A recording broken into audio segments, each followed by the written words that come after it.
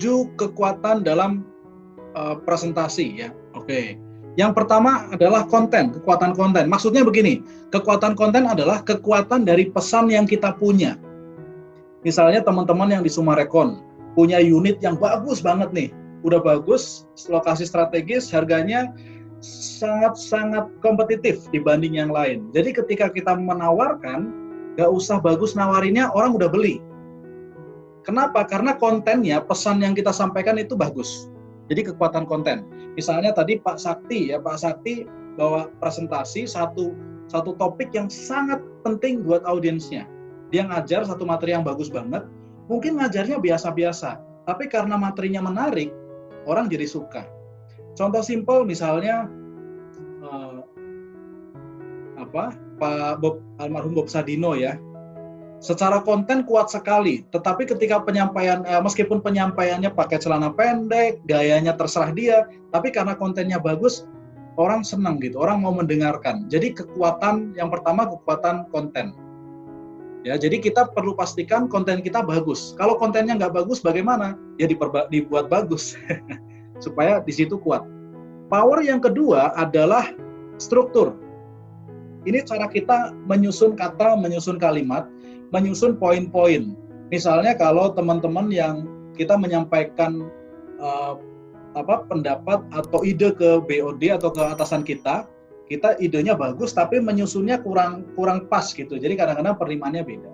Ya, jadi struktur itu penting. Untuk setiap tujuan kadang-kadang strukturnya beda. Misalkan kalau kita mau jualan, strukturnya sedikit berbeda dengan ketika kita menjelaskan atau sosialisasi. Ya nanti kita bahas ya power yang struktur ini. Yang ketiga delivery. Ini cara penyampaian. Isinya bagus, strukturnya bagus, tapi menyampaikannya membosankan, kadang-kadang nggak masuk juga.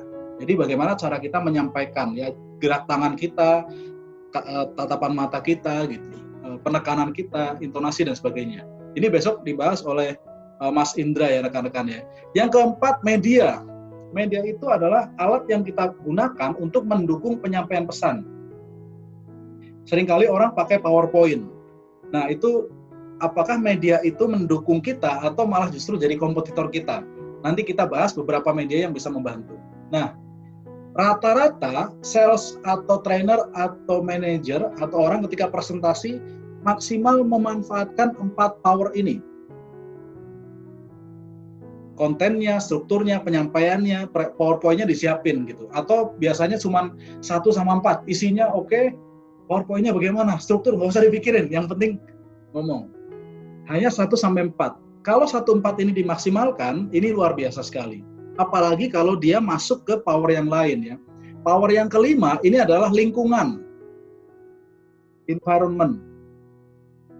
Maksudnya bagaimana? Lingkungan tempat kita presentasi, apakah membantu kita mencapai hasil atau tidak? Contoh misalnya, kita sebagai sales properti, ngajak ketemuan sama orang mau jelasin unit kita gitu. Ngajak ketemuan di rumah makannya ramai banget.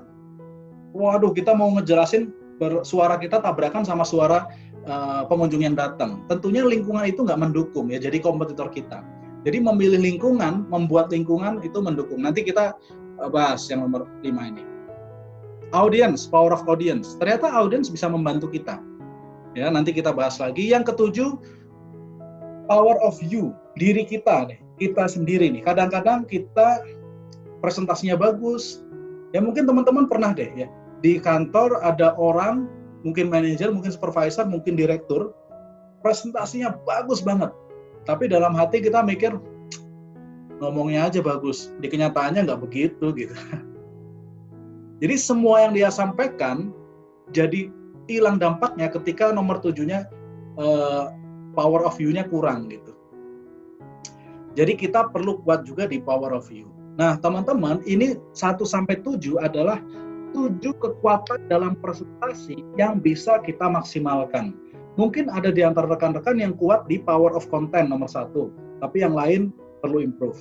Mungkin ada yang kuat di power of view-nya bagus ya, kita terkenal sebagai orang yang luar biasa, tapi konten, struktur, delivery-nya kurang bagus. Jadi ini beberapa power yang kalau kita maksimalkan, benar-benar bisa membuat presentasi kita lebih keren. Terima kasih sudah menonton video ini. Dan jangan lupa tekan like dan komen di bawah. Dan supaya Anda terus mendapatkan motivasi, inspirasi, dan tips seputar pengembangan diri, pastikan Anda subscribe di channel ini dan tekan tombol lonceng. Terima kasih, salam dahsyat, luar biasa!